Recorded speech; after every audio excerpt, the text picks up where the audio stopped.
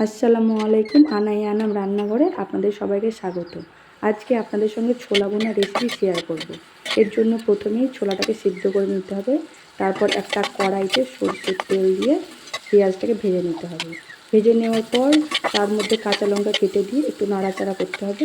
এরপর আদা রসুন বাটা দিয়ে দিতে হবে। আদা রসুন বাটাটাকে একটু নাড়াচাড়া করে প্রয়োজন মনে হলে একটু তেল দিয়ে দেবো। এটা আপনাদের উপর নির্ভর করে।